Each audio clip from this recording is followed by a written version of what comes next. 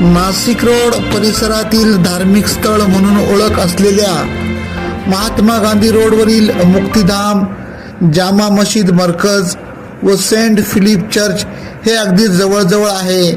तसेच परिसरातील मुख्य रस्त्याच्या लगत अनेक रिक्षा चालकांनी तेथे थांबा नसताना सुद्धा परिसरात रिक्षा लावत असल्याने स्थानिक नागरिक व चाकरमनी वर्ग, विद्यार्थी वर्ग, व्यावसायिक वर्ग तसेच बाहेर गावातील भाविक यांना या रिक्षा स्टँडचा भयंकर त्रास सोसावा लागत आहे.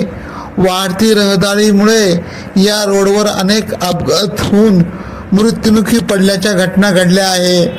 रिक्षाची वाढती संख्या रोज वाढत असल्याने मशीद समोरील भागात तर रिक्षा चालकांनी स्वतःहूनच रिक्षा थांबा तयार करून घेतला आहे. जवळच गायकवाड मळा रोड, बिटको सिग्नल, मुक्तिधाम लगत रोड येथे अधिकृत रिक्षा थांबा असल्याने तेथे रिक्षा न लावता ते मुक्तिधाम समोरील जामा मशीद समोर रिक्षा लावत असल्याने अनेकांना याचा त्रास सोसावा लागत आहे.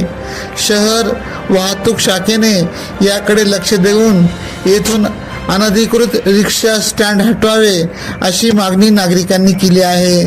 AKP न्यूजसाठी ब्युरो चीफ अनवर खान पठाण, नाशिक.